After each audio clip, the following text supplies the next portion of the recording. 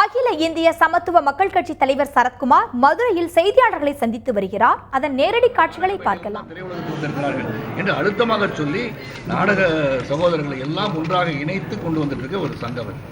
அப்படி இருக்கிற சூழலை இந்த சூழல் இதை நான் பல தடவை பேசிட்டு அந்த கருத்து என்ன விமர்சனம்னா எதற்காக விமர்சனம் என்று புரியாமல் பேசிக்கொண்டிருக்கேன். நான் ஒரு விஷயத்தை ஒரு முறை பேசலாம், 2 முறை பேசலாம், அதே விஷயம் மறுபடியும் ஒரே விஷயத்தை பேசுறதுல எனக்கு வருத்தமாக தான் இருக்குது. ஏன்னா அவங்க என்ன பேசுகிறாங்கன்னு தெரியல. கேள்வி கேட்குறாங்க, நான் கட்டடம் கட்ட சொல்கிறவங்க கட்டடம் கட்டலை அப்படின்றாங்க. கட்டடம் ஏன் கட்டலைன்றது முதல்ல சிந்திச்சு பார்க்கணும். வழக்கு ஒன்று நீதிமன்றத்தில் நடந்து கொண்டிருக்கிறது. அந்த வழக்கு காரணம் என்ன? அதாவது 2000ஆம் ஆண்டுலேருந்து விஜயகாந்த் தலைவராக இருந்த பிறகு நான் செயலாக இருந்த அதன் பிறகு 2006 பிறகு நான் தலைவராக வந்த பிறகு ராதாரவிகள் செயலாளராக வந்த பிறகு இந்த கட்டடம் கட்டுறது எப்படி? ஏன்னா ஏற்கனவே கடலில் இருந்து மீட்கப்பட்டது, மறுபடியும் கடலில் ஆழ்ந்து விடக்கூடாது என்று என்ன மாதிரி ஒரு காம்ப்ளெக்ஸ் கட்டினாலோ என்ன அமைப்பை உருவாக்கினால் வருமானம் வரும், வருங்காலத்தில் எந்த ஒரு சூழலிலும் நடிகர் சங்கம் கடலில் ஆழ்ந்து விடக்கூடாது என்று பலமுறை பல விஷயங்கள் பேசியிருக்கோம். பல விஷயங்கள் பேசும்போது ஃப்ளாட்டு கட்டி கூட வித்துடலாம். நாங்கள் ஃப்ளாட்டு கட்டி விற்றா 1/3 ஷேர் நம்ம கொடுக்கணும். அது கொடுக்க முடியாது. ஒரு படி மண்ணை, நடிகர் சங்கத்தின் மண்ணை யாருக்கும் கொடுக்கக்கூடாது என்பது என்னுடைய எண்ணம். அது நம்ம நடிகர் சங்கத்தின் கொள்கையும் கூட. அதனால் அதெல்லாம் பண்ண பிறகு கடைசியாக எஸ்பிஐ சினிமாஸ் வந்தாங்க, பேசினாங்க. கலை சார்ந்த cinema related activities could be done இந்த ட்ரஸ்ட்ன்ற டீட்டில்.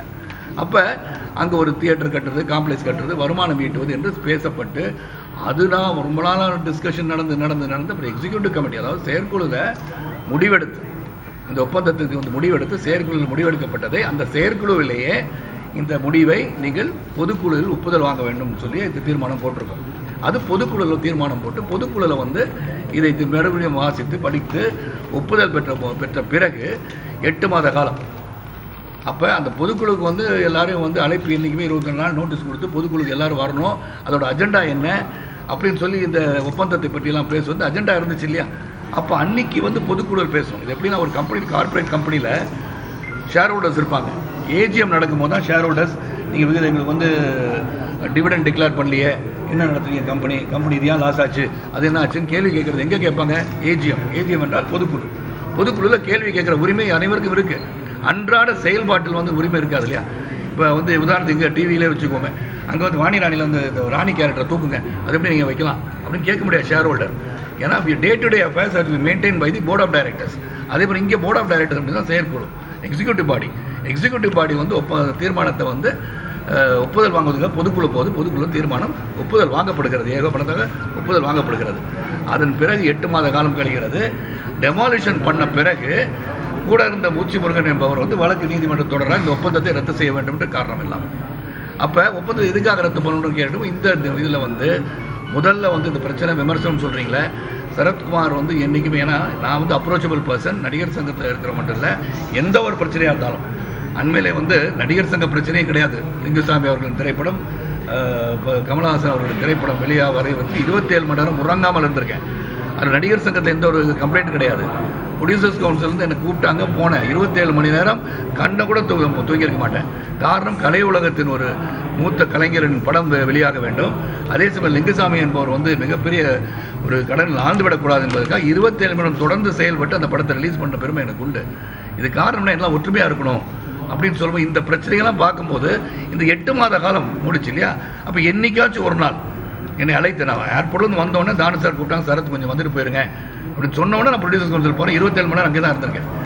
அப்போ என்னிடம் அந்த பொதுக்குழுவில் முடிஞ்ச பிறகு கூட யாராச்சும் என்ன நம்மளாம் சேர்ந்து கட்டலாம்னு நினச்சோம், அவங்க பண்ணிட்டீங்க, சரி நியாயம் தான், அவங்களுக்கு உரிமை இருக்குது, நீங்கள் பண்ணிட்டீங்க, நம்ம வேறு மாதிரி திங்க் பண்ணி நம்மளாம் ஒன்று சேர்ந்து நம்மளே கட்டி பார்க்கலாமா, யாராச்சும் சொன்னாங்களான்னு கேளுங்க. சொன்னதை நீ ஏன் எனக்கு சொல்கிற, நீங்களும் சொல்லக்கூடாது நான் சொல்லியிருக்கேன்னா, என்னை சந்திக்க முடியவில்லையா, பலமுறை அலைபேசியில் அழைத்தார்களா, தொலைபேசியில் அழைத்தார்களா, வீட்டுக்கு வெளியே போன்னு சொல்லிட்டேன்னா, இதெல்லாம் இல்லாத போது கையெழுத்து வேட்டை ஒன்று நடந்தது.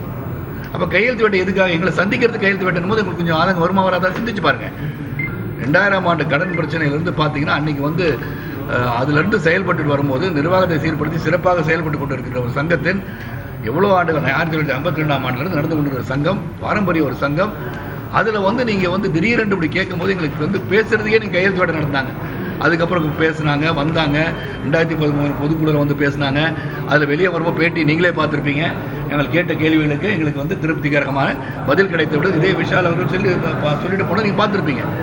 அப்புறம் அவங்களாம் இதை உருவாக்கி பெரிய லெவலில் கொண்டு போய் ராதாரவி எங்களை தவறாக பேசிவிட்டார், அதுக்கு மன்னிப்பு கேட்கணும்னு சொன்னாங்க. பழைய விஷயங்கள் வச்சு மன்னிப்பு கேட்கணும்னு சொன்னதுக்கு வந்து ஷோகாஸ் நோட்டீஸ் அனுப்பிச்சிருக்கோம் செயற்குழுவில். தெரியும், ராதாரவி அவர்களுக்கும் KN காளையும் ஷோகாஸ் நோட்டீஸ் கொடுத்தோம். அங்கே அதுக்கு வருத்தம் தெரிவித்த பிறகு அது வாஸ் ட்ராப். அதே மாதிரி குமரிமுத்து மட்டும் ஏன் விளக்குனீங்கன்னு கேட்டாங்க. குமரிமுத்து விளக்குறவங்க வந்து he never even repented for his action. அவர் வந்து அங்கே வந்து வருத்தமும் தெரிவிக்கல. அப்புறம் இலங்கை ஒரு சங்கத்தின் களங்கம் கற்பிக்கிறவங்க என்ன பண்ணுவீங்க? எந்த அமைப்பாக இருந்தாலும் சரி இதுதான் நடந்திருக்கு. ஆனால் அவர் என்ன சொல்கிறாங்க, இப்போ அதை ரத்து பண்ணுங்க, அந்த எஸ்பி சினிமாஸோட ஒப்பந்தத்தை ரத்து பண்ணுங்க, கல்யாண மண்டபம் கட்டலாம்.